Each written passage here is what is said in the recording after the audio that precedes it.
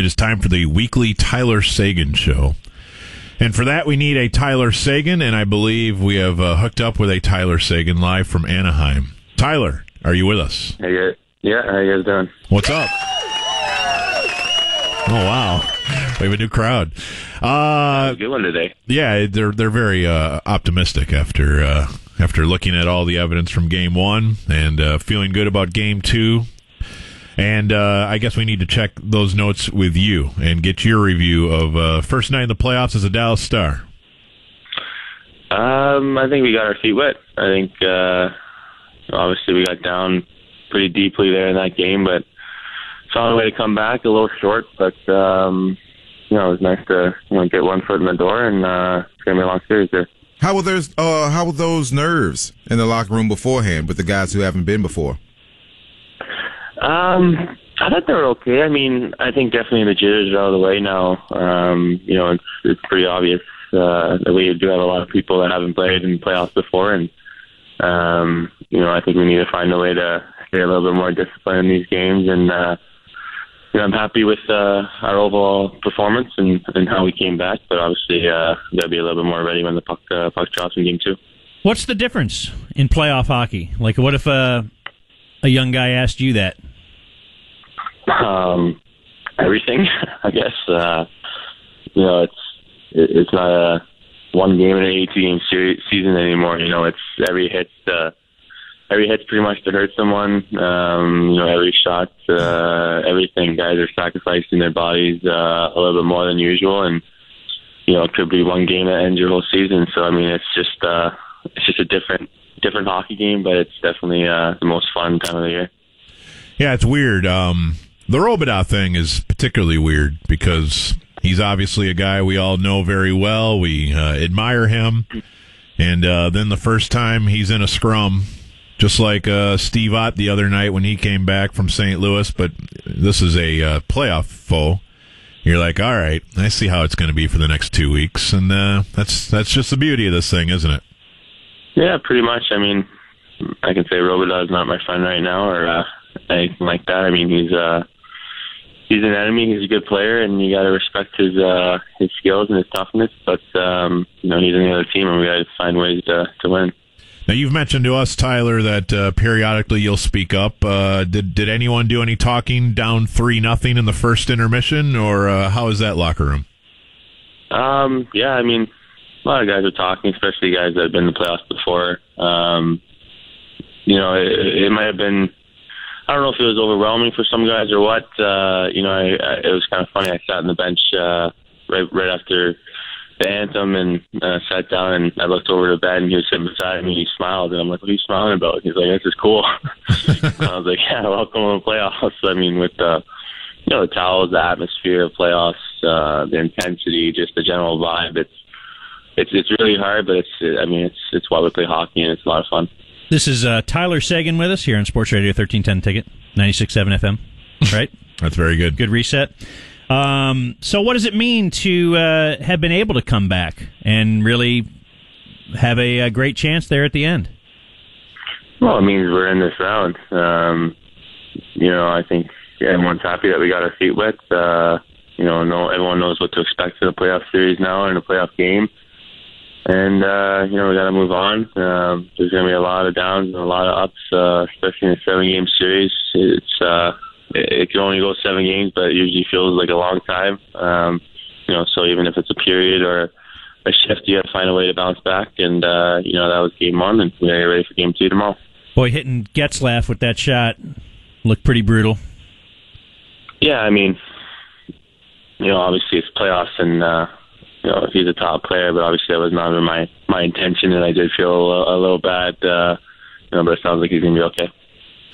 Yeah, that's it's just kind of a rolling puck, huh? And since we've all played in the NHL so long, I always wonder how a guy like you and your ability to, with the hand-eye coordination, with that right shot, it's a little Brett Hallish at times, and just to see you be able to get a shot off with that sort of velocity while the puck is bouncing, that's certainly something that I suppose you got to start doing when you're 6 years old to figure that out, right?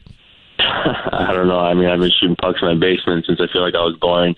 But yeah, that puck was coming over rolling. Obviously, there's 16 seconds left, so my intention was try to get it on net, not try to hit someone's face. But I'm happy to hear that he's okay.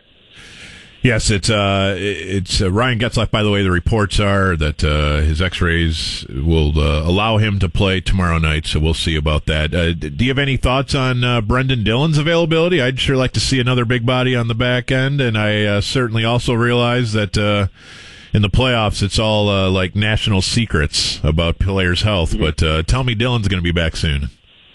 Yeah, I can't give you too much there. I'm personally not too sure. It'd be awesome to get Dillon back in the lineup, but I think we've had a lot of guys step up. You look at Nemo and how he's come in from the AHL, and he's been incredible for us. And a lot of guys. Meoz is up with us right now. Sevier has been playing great too.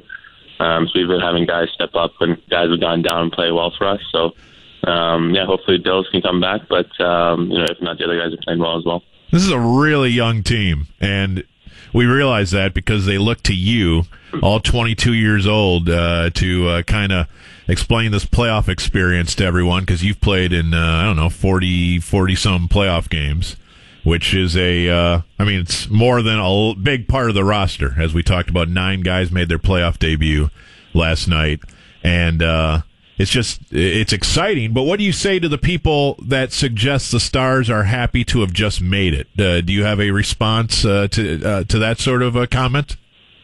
I think we're a very, very humble team, but a team that doesn't become complacent. I mean, we're a team that is always striving for more. Playoffs are obviously the goal, but after that, I mean, when you're here in playoffs, it doesn't really matter what seed you come in. I know the first round from experience is the hardest to get out of. I could say that if you're finishing in first, you're usually playing with a little bit more pressure than if you're finishing in eighth like us. So, we're playing with free money right now, and we're doing what we can, and we're looking forward to game 2 and getting a bounce back on the road. And how important is that game 2? Well, I think the goal is on the road, especially in the first round, try to steal one. It's no secret Anaheim's record on home ice this year, but being down 4 goals there and being able to come back was definitely a good sign for us, and we're looking forward to game 2.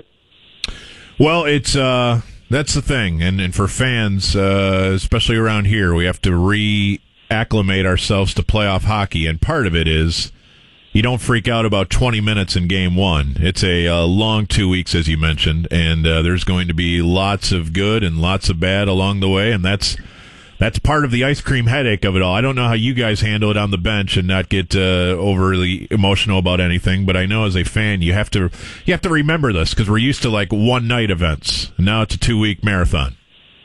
Yeah, I mean that's playoffs for you. I think one of the biggest things I could take away from playing on the Bruins was that the team there was pretty much always even keel. Whenever there's an up or a down, after a game, there's one happy song played if you won, or a couple of things said if you lost, and then it's moving on. And I think that's a big message across our room, especially in the last 6 weeks chasing the playoff spots. We've had a lot of those ups and downs, and it's going to be the same way with playoffs. And that was one period, that was one game, and now it's time to start over here. Well, don't get distracted by that legendary Anaheim nightlife. You know how that can really suck you in. Get a Thursday night at Disneyland in if you want. Yeah, I think I'm going to stick to my bed. All right, Tyler. Well, listen, we will be locked in for game 2, and then excited for playoff hockey back in Dallas early next week. And, hey, we get at least another episode of the Tyler Seguin Show next week, and maybe one beyond that, and we'll just see how it goes from here. Good luck. All right, sounds good. Thanks for having me, guys. Thanks, man. That is Tyler Seguin.